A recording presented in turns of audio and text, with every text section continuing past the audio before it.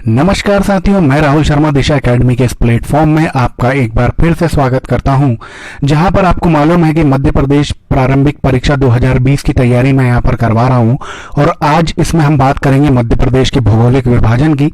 ये जो वीडियो है ये एमपीपीएससी प्रारंभिक परीक्षा 2020 के लिए इंपॉर्टेंट है। मध्य प्रदेश एसआई, कांस्टेबल, पटवारी या फिर पीईबी द्वारा लिए गए किसी भी एग्जाम, कोई भी एग्जाम जो पीईबी लेगा उसके लिए बहुत ज्यादा इंपॉर्टेंट है। तो प्लीज वीडियो में अंत तक बने रहिएगा। और मध्य प्रदेश के मैं फ्री नोट्स दे रहा हूं, एमपीपीएससी 2020 जो दे रहे हैं उन लोगों को फ्री नोट्स प्रोवाइड कर रहा हूं। फ्री नोट्स आपको कैसे मिलेंगे, वीडियो को उसके लिए आपको एंड तक देखना पड़ेगा। मैं उसमें आपको बताऊंगा कि कैसे आपको फ्री नोट्स मिलेंगे। ठीक है, चलिए तो फिर आगे बढ़ते हैं। जैसा कि कल के लेक्चर में मैं आपको बता चुका था कि जो मध्य प्रदेश है, मध्य प्रदेश को तीन भौतिक भूभागों में बांटा गया है। ठीक है, तो पहला है मध्य भारत, जो हमें जिसमें हमारा आता है मध्य भारत का पठार, मालवा का पठार, ठीक है, नर्मदा सोन घाटी, रीवा पन्ना का पठार, बुंदेलखंड का पठार। दूसरा है हमारा सतपुड़ा मैकाल श्रेणी, और तीसरा है पूर्वी पठार या फिर बघेलखंड का पठार, इसको हम बोलते हैं। तो ये बोलते हैं 7 विभाजन। और मैंने आपको एक बात और बताई थी कि जब छत्तीसगढ़ अलग नहीं हुआ था उस समय पर ये विभाजन कितने थे? 9 विभाजन थे। तो अगर ये आपसे पूछ लिया जाए क्वेश्चन कि विभाजन के पहले कितने भूभागों में बांटा गया था, तो उसका आंसर 9 रहेगा, ध्यान रखिएगा। ठीक है, तो चलिए शुरू करते हैं। देखिए ये आपका मैप है, तो यहां पर मैं आपको बता दूं, सबसे ऊपर ये आपका मध्य भारत का पठार है, फिर ये मालवा का पठार है जो कि सबसे बड़ा पठार है, दूसरे नंबर का होता है आपका नर्मदा सोन घाटी, तीसरे नंबर पे है आपका सतपुड़ा मैकाल श्रेणी, फिर आपका चौथे नंबर पे आता है रीवा पन्ना का पठार, फिर आपका आता है ये आपका बघेलखंड का पठार, और ये आपका ये बुंदेलखंड का पठार। तो ये सातों के सातों जो विभाग हैं आपके, ये आपके यहाँ पर है। ठीक है, ये मैप है, चाहो तो आप इसके स्क्रीनशॉट ले सकते हैं इसका। ठीक है, चलिए अब शुरू करते हैं। मैं आपको एक बात की गारंटी देता हूं, जो भी मैं अभी आपको इन भूभागों के बारे में पढ़ाने वाला हूं, जो पठारों के बारे में, एक भी क्वेश्चन बाहर नहीं जा सकता इसकी गारंटी मैं आपको दे रहा हूं। कैसे, वो आपको अभी समझ में आ जाएगा। देखो, मालवा का पठार ये मध्य प्रदेश के पश्चिमी भाग में स्थित है, अभी मैंने जैसा मैप में आपको दिखाया था, जो कि क्षेत्रफल की दृष्टि से मध्य प्रदेश का सबसे बड़ा पठार है। ठीक है, इसका कुल क्षेत्रफल मध्य प्रदेश के कुल क्षेत्रफल का 28% है। कितना है? 88,299 वर्ग किलोमीटर। ठीक है, ये इसका है, ये देखो ये लिखा हुआ है यहाँ पे 88,299 वर्ग किलोमीटर, ये इसका क्षेत्रफल है। ठीक है, इस पठार का नाम यहां पर रहने वाले मालव जाति के नाम पर हुआ था। यहाँ पर मालव जाति के लोग रहते थे, और ऐसा माना जाता है कि ये लोग जो पहले ना पंजाब साइड रहते थे, रीवा चेनाब के क्षेत्र में रहा करते थे, और लगभग 5 से 6वीं सदी में ये लोग यहाँ पर आके रहने लगे थे। ये डेटा जो मैं दे रहा हूँ ना आपको, ये आपको कहीं नहीं सुनने को मिलेगा, ये बहुत ऑथेंटिक बुक्स का डेटा है। और ये ऑथेंटिक बुक में से निकालने का मेरा रीजन ये है कि भैया अभी जो 2019 का जो पेपर हुआ था प्री का, उसमें कुछ क्वेश्चन ऐसे आए थे जो आपकी नॉर्मल बुक्स में नहीं रहते हैं, इसलिए। चलिए, इस पठार की सबसे ऊंची चोटी जो है वो है सिगार, जिसकी ऊंचाई है 881 मीटर। इसके अतिरिक्त जाना पाओ, जिसकी जो ऊंचाई है वो है 854 मीटर, और धजारी चोटी जिसकी ऊंचाई है 810 मीटर, तथा अन्य चोटियां भी हैं, लेकिन ये 3 सबसे ऊंची चोटियां हैं। ठीक है, इस पठार के अंतर्गत मध्य प्रदेश के 15 जिले आते हैं। कौन कौन से प्रमुख जिले हैं? इंदौर, उज्जैन, भोपाल, देवास, धार, झाबुआ, गुना, अलीराजपुर, शाजापुर, विदिशा, सीहोर, रतलाम, सागर, रायसेन, राजगढ़। ये 15 जिले हैं प्रमुख। ये जिले आपके मालवा के पठार के अंतर्गत आते हैं। ठीक है, अब आगे चलते हैं हम। इस पठार का निर्माण दक्कन ट्रैप की लावा तथा बेसाल्ट चट्टानों के स्तरीकरण से हुआ है। तो मतलब जो चट्टानें थी, स्तरीकरण का मतलब होता है ये जो झड़ती हैं ऊपर से, उससे हुआ है। ठीक है, तो इस पठार का निर्माण दक्कन ट्रैप की लावा तथा बेसाल्ट चट्टानों के क्षरण से, स्तरीकरण से हुआ है। इसी कारण इस क्षेत्र में कैसी मिट्टी पाई जाती है? मुख्यतः काली मिट्टी पाई जाती है। ठीक है, अब यहां पर नदियां कौन कौन सी बहती हैं? तो काली सिंध, पार्वती, चंबल, चिपरा, बेतवा, माही आदि ये जो नदियां हैं ना, ये नदियां यहां पर बहती हैं प्रमुख रूप से। अब मैं एक बात और आपको बता देता हूं, यहां पर देखो ये जो माही नदी है ना दोस्तों, माही नदी जो हमारी कर्क रेखा है ना, कर्क रेखा को 2 बार काटती है। ठीक है, ये बहुत इंपॉर्टेंट फैक्ट है, याद रखना। ये यहां की जलवायु समशीतोष्ण उष्णकटिबंधीय जलवायु है जिसे चीनी यात्री फाहियान ने, अब देखो ये तो तुम्हें हर जगह मिल जाएगा कि चीनी यात्री फाहियान ने विश्व की सबसे सर्वोच्चतम जलवायु कहा है, लेकिन कहां पर कहा है ये डेटा मैं आपको दे रहा हूं। चीनी यात्री फाहियान ने अपनी पुस्तक फोक्यू की, उसकी पुस्तक का नाम था फोक्यू की, में विश्व की सर्वश्रेष्ठ जलवायु का दर्जा दिया है। इस पठार पर पीतमपुर, अब देखो क्या है, इस पठार पर पीतमपुर, जिसको भारत का डेट्रॉइट कहते हैं, वो स्थित है, जो धार जिले में है। ठीक है, फेमस फॉर ऑटोमोबाइल्स। ठीक है, अब हम बात करेंगे यहाँ पे काली मिट्टी, गेहूं सोया, मतलब काली मिट्टी यहां पर पाई जाती है, जैसे आपने देखा है ना वहां पर काली मिट्टी का मैंने बताया था स्तरीकरण की वजह से, इसलिए यहाँ काली मिट्टी ज्यादा पाई जाती है। अब काली मिट्टी की वजह से क्या है, गेहूं सोयाबीन चने की खेती यहाँ पर मुख्यतः होती है, ज्यादा होती है। और आपको मालूम है मध्य प्रदेश को सोया स्टेट भी बोलते हैं, इसलिए मध्य प्रदेश में इसे गेहूं की डलिया, ठीक है, मालवा के पठार को गेहूं की डलिया भी कहा जाता है। ठीक है, अन्न का भंडार भी कहते हैं। पठार में स्थित मंदसौर को, अब यहां पर जो मंदसौर है मालवा के पठार में, इसे वर्ष 2012 में पवित्र नगरी घोषित कर दिया गया था। भील प्रमुख रूप से वास करती है यहां पर, और यह नर्मदा और चंबल के बीच जल विभाजक है। नर्मदा नदी और जो चंबल नदी है, यहां नर्मदा होगी यहां चंबल होगी, तो उसके बीच का जल विभाजक बोलते हैं किसे, मालवा के पठार को। तो देखिए मालवा के पठार से कितनी सारी इंपॉर्टेंट बातें मैंने आपको बताई, और आप जो लोग पढ़ चुके हैं पहले भी, जो लोग अभी पहली बार एग्जाम दे रहे हैं उनके लिए तो बहुत वैल्यूएबल डेटा है, और जो पहले भी दे चुके हैं एग्जाम उनको मालूम है इतना डेटा कहीं पर नहीं बताया गया है। तो दोस्तों वीडियो बहुत अच्छी मैंने बनाई हुई है, बहुत मेहनत की हुई है। प्लीज अभी जाके पहले इस वीडियो को आप लाइक कर दो, क्योंकि आप लोग बाद में लाइक करना भूल जाते हो। और जो 2020 के प्री के नोट्स की मैं बात आपको कर देता हूं, कैसे आपको फ्री मिलेगा। आपको करना क्या है, आपको मैं यहां पर एक नंबर दे रहा हूं, वो नंबर है 8602496894, 8602496894, ये मेरा नंबर है। ठीक है, इस नंबर पे आपको क्या करना है, आपको सब्सक्राइब करना है पहले तो चैनल को, बेल आइकन प्रेस करना है, उसका लेना है एक स्क्रीनशॉट। स्क्रीनशॉट लेने के बाद वीडियो को लाइक करना है, कमेंट सेक्शन में जाना है और वहां पर लिखना है MPPSC 2020 प्री। और ये जो तीनों चीजों के आप जो स्क्रीनशॉट लेंगे ना, इसको मेरे नंबर पे, जो नंबर है आपका 8602496894, ये जो नंबर है ये आपके अभी डिस्प्ले में नीचे पट्टी पे भी मैं चलवा दूंगा, तो वहां पर भी नंबर आएगा। तो इस नंबर को आपको वहां पर आपको स्क्रीनशॉट इसका भेजना है। चलिए आगे चलते हैं। अब हम बात करेंगे मध्य भारत के पठार की। ठीक है, मध्य भारत का पठार, इसको हम सरसों की हांडी भी बोलते हैं। ठीक है, यह मध्य प्रदेश के उत्तर पश्चिम में स्थित है। इस पठार को चंबल अपाद्र प्रदेश भी कहते हैं।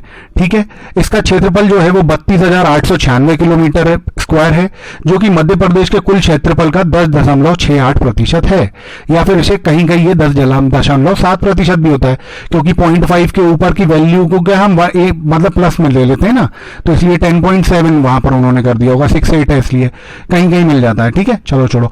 इस पठार के अंतर्गत भिंड, श्योपुर, मुरैना, ग्वालियर, शिवपुरी, गुना, नीमच व मंदसौर जिले आते हैं। इसमें प्रमुख नदियां कौन कौन सी हैं, तो भाई प्रमुख नदियां देखते हैं, चंबल, सिंध, पार्वती, कुंवारी आदि नदियां, ये जो है इसकी प्रमुख नदियां हैं।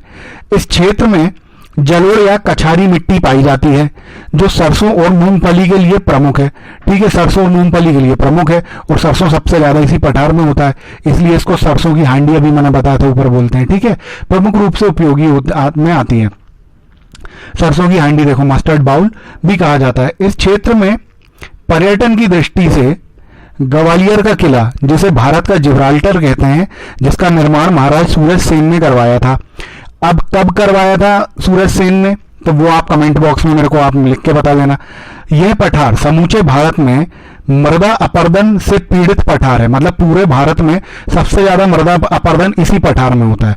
ठीक है, चंबल नदी की वजह से। श्योपुर, मुरैना और भिंड, ये तीन जो जिले हैं ये बहुत ज्यादा ग्रसित हैं। ठीक है, भिंड में बड़े बड़े गड्ढे बना दिए हैं, किसने, चंबल नदी के अपरदन की वजह से, जिसमें डाकू छुप जाते हैं। इस अपर्दन को अवनालिका अपर्दन भी कहते हैं। अब अवनालिका अपर्दन से रिलेटेड क्वेश्चन एक बार आ चुका है, अवनालिका अपर्दन से रिलेटेड पूछेगा तो आपको चंबल नदी उसमें मेंशन कर देना है, क्योंकि उसी से वो हुआ है। और पठार के बारे में पूछा जाएगा तो आप कौन सा करेंगे, मध्य भारत का पठार उसमें आप करेंगे। चलो, जो हमारा तीसरा पठार जो आता है वो आता है हमारा बुंदेलखंड का पठार। यह पठार मध्य प्रदेश के उत्तर पूर्वी भाग में स्थित है। इस पठार का क्षेत्रफल मध्य प्रदेश के कुल क्षेत्रफल का 7.6% है। इस पठार का निर्माण आर्कियन महाआदकल्प युग की नीस ग्रेनाइट चट्टानों से हुआ है तथा बिंद क्रम के शेल समूहों से इसका निर्माण हुआ है। ठीक है, अब देखिए, उस समय जब निर्माण हुआ होगा उस समय मध्य प्रदेश के इस क्षेत्र में जीवधारी नहीं रहा करते थे, इसलिए यहां पर जीवाश्म के अवशेष नहीं मिलते हैं। ठीक है, जीवाश्म के अवशेष नहीं मिलते हैं। यह पृथ्वी की सबसे कठोरतम चट्टानों में से है। ठीक है, इस पठार की सबसे ऊंची चोटी कौन सी है, सिद्ध बाबा की चोटी, जो कि 1172 मीटर ऊंची है। ठीक है, इस पठार के अंतर्गत दतिया, छतरपुर, पन्ना, टीकमगढ़, भिंड, अशोकनगर तथा शिवपुरी का कुछ भाग इसके अंतर्गत आता है। और यहाँ की जो प्रमुख नदियां हैं वो नदियां हैं आपकी बेतवा, केन, धसान, सिंध। ठीक है, अब देखो, मैंने एक ट्रिक के थ्रू उसको याद किया था। जैसा कि आपको मालूम होगा, बुंदेलखंड जो क्षेत्र है वहां पर थी हमारी झांसी की रानी। अब झांसी की रानी ने कैसे सिंधिया को भगाया था वहां उनके किले से, तो एक ट्रिक है जो इसकी नदियां याद मैंने करी थी। बुंदेलखंड में बेतवा, केन में धसा, सिंधिया। तो बुंदेलखंड के पठार के अंदर कौन कौन सी चीज आ जाएंगी, बेतवा नदी आ जाएगी, केन, बेतवा केन में धसा से धसान, और सिंधिया से आपकी सिंध नदी है, काली सिंध नदी की बात हो रही है यहाँ पे। ठीक है, इस पठार पर पर्यटन दृष्टि से ओरछा, जो कि टीकमगढ़ में लगता है, टीकमगढ़ जिले के अंदर आता है आपका, और खजुराहो जो कि छतरपुर जिले के अंदर आता है। ठीक है, ओरछा किसने बनवाया था, तो भैया ये बुंदेलों ने बनवाया था, और खजुराहो को चंदेलों ने बनवाया था। ठीक है, चलो अब हम आगे बढ़ते हैं इसी के साथ हमारे चौथे पठार के ऊपर, जो है रीवा पन्ना का पठार। यह पठार बुंदेलखंड के पठार के दक्षिण में स्थित है, दक्षिण में, तथा मालवा के पठार के उत्तर पूर्व में स्थित है। यह मध्य प्रदेश के कुल क्षेत्रफल का 10.36% है, जो कि 31,955 किलोमीटर स्क्वायर है। इस पठार के अंतर्गत कौन कौन से जिले आ रहे हैं, रीवा, सतना, पन्ना, दमोह, इसके अतिरिक्त सागर जिले का कुछ भाग भी इसके अंदर लिया गया है। इसका निर्माण विंध्य शैल समूह के अपर्दन से हुआ है। इस पर्वतीय क्षेत्र में कडप्पा और कुड़प्पा चट्टानें पाई जाती हैं, जो विशेष रूप से किसके लिए, हीरे के लिए प्रसिद्ध हैं। ठीक है, इस क्षेत्र का प्रमुख खनिज हीरा है। इस क्षेत्र में लगभग 100 से 125 सेंटीमीटर के आसपास में वर्षा होती है। इसकी प्रमुख नदियां कौन सी है, टोंस, केन, बीहड़ आदि इसकी प्रमुख नदियां हैं। ठीक है, हीरा मुख्यतः 3 जिलों में पाया जाता है, छतरपुर, पन्ना और सतना। यहां मुख्यतः लाल मिट्टी पाई जाती है, इसीलिए इस पठार में बलुआ पत्थर की प्रधानता है। ठीक है भाई साहब, अब यह पठार, इसकी एक और इंपॉर्टेंट बात है इस पठार की कि यार ये थोड़ा सा ठीक से नहीं बना, मैं आपको बोल रहा हूं तो आप लिख लीजिएगा। यह पठार अरब सागर और बंगाल की खाड़ी की दोनों शाखाओं से यह वर्षा प्राप्त करता है, मतलब अरब सागर से भी वर्षा प्राप्त करता है और बंगाल की खाड़ी से भी करता है। अब देखो, हमारा पांचवा आ गया नर्मदा सोन घाटी। ये मध्य प्रदेश के सबसे निचला भाग है। ठीक है, नर्मदा नदी भ्रंश में बहती है, तुम लोगों को मालूम ही होगा। ये नर्मदा सोन घाटी जो है ये मध्य प्रदेश का सबसे निचला भाग है, मालवा तथा रीवा पन्ना का पठार के दक्षिण में। ठीक है, ये जो मालवा तथा रीवा पन्ना के पठार के दक्षिण में तथा सतपुड़ा मैकल श्रेणी के उत्तर में अवस्थित है। ठीक है, अब ये जो निचला है ना, तो सबसे निचला है तो इसकी औसतन जो ऊंचाई है वो 300 से 400 मीटर है, तो समझ लो कितना नीचा होगा ये। ठीक है, ये मैंने आपको बता दिया, हाँ अवस्थित है। ये भारत के सबसे बड़ा नदी घाटी क्षेत्र है। ठीक है, तो ये जो नर्मदा सोन घाटी है ये भारत का सबसे बड़ा नदी घाटी क्षेत्र है। ये मध्य प्रदेश का दूसरा सबसे बड़ा भूभाग भी है। ठीक है, जिसकी जो इसका क्षेत्रफल है वो जो है 86,000 वर्ग किलोमीटर। ठीक है, जो मध्य प्रदेश के क्षेत्रफल का 27.92% है, और कभी कभी कहीं कहीं बुक पे 26% भी लिखा रहता है इसका। ठीक है भाई साहब, तो ये जो डेटा है ना, ये मैंने मध्य प्रदेश के जो एग्जाम्स होते हैं ना, तो जो विभाग द्वारा बताया गया है ना, वो चीज है ये। ठीक है, चलो इस क्षेत्रफल के अंतर्गत इसके मतलब शहर कौन कौन से जिले आते हैं, शहडोल, अनूपपुर है ना, ये आपका जबलपुर, मंडला, डिंडौरी, नरसिंहपुर, होशंगाबाद, देवास, हरदा, खंडवा, खरगोन, बड़वानी, झाबुआ, ये आदि जिले इसके अंतर्गत आते हैं। ठीक है।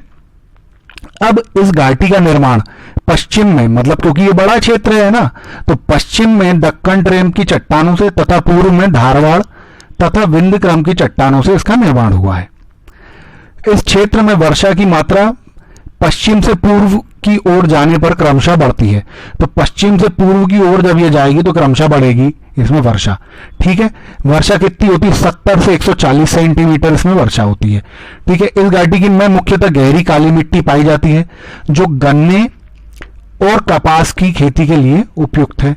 ठीक है, अब यहां पर प्रमुख नदियां कौन सी हैं? तो देखो, नर्मदा सोन घाटी, तो नर्मदा नदी तो प्रमुख होगी, जिसकी जो 1312 किलोमीटर जिसकी लंबाई है।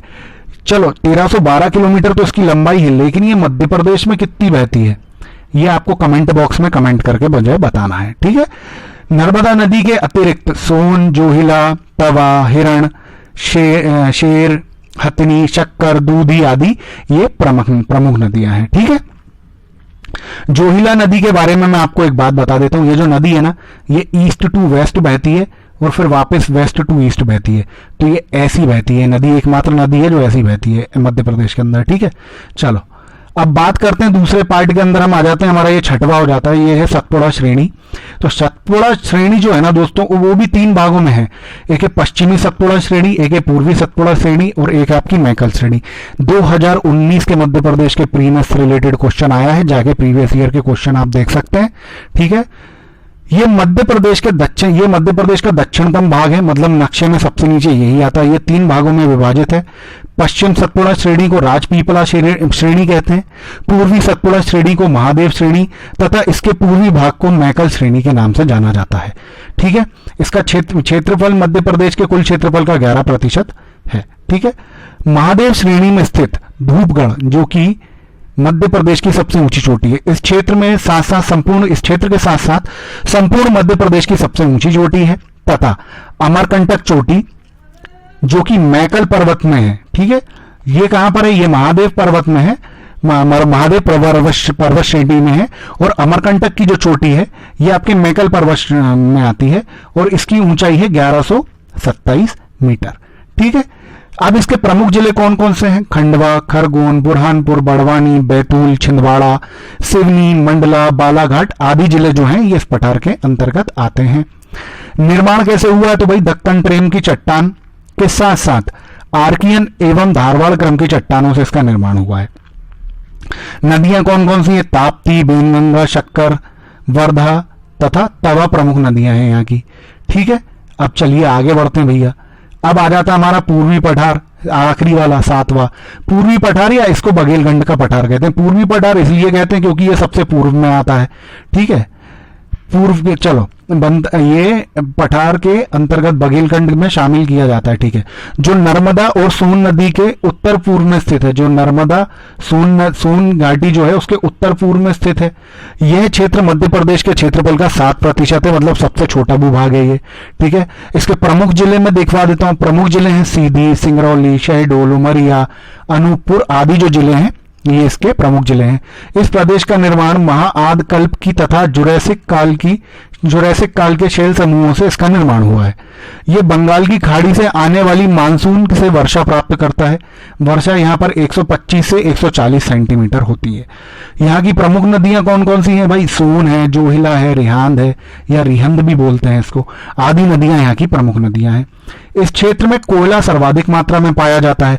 क्यों? क्योंकि सिंगरौली है ना भैया यहाँ पे प्रमुख जिले में, सिंगरौली, सुहागपुर, उमरिया तथा जो जोहिला घाटी है यहाँ पर एक, यद्यपि यहाँ के सबसे बड़े घाटी क्षेत्र हैं। ठीक है, 1 मिनट रुकिए, कुछ गड़बड़ हो गई है यहाँ पे।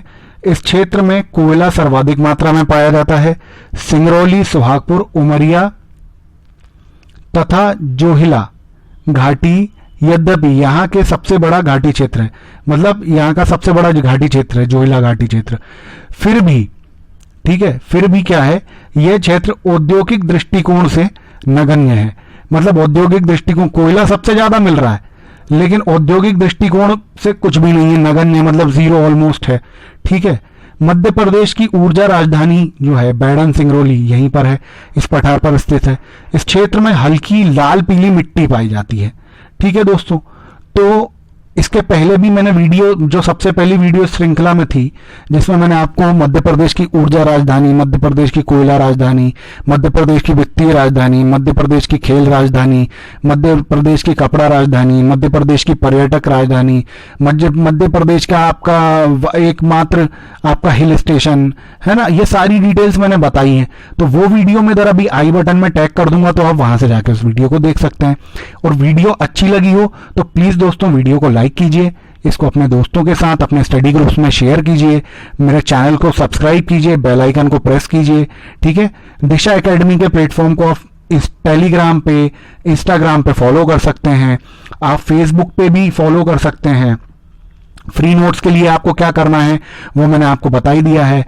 ठीक है, फ्री नोट्स के लिए आपको क्या करना है, चैनल को सब्सक्राइब करके बेल आइकन प्रेस करना है, लाइक करना है वीडियो को, और कमेंट में MPPSC प्री लिख के ये तीनों के स्क्रीनशॉट भेजने हैं। किस नंबर पे भेजोगे, 8602496894। ठीक है, इस नंबर पे आपको भेजने हैं, ध्यान रखिएगा, नंबर देख लीजिए ठीक से, इस नंबर पे आपको भेजने हैं। मैं डिस्क्रिप्शन में भी ये चीज डाल दूंगा। ठीक है, तो दोस्तों इसी के साथ मैं राहुल शर्मा आप लोगों से विदा लेता हूं। जय हिंद, जय भारत।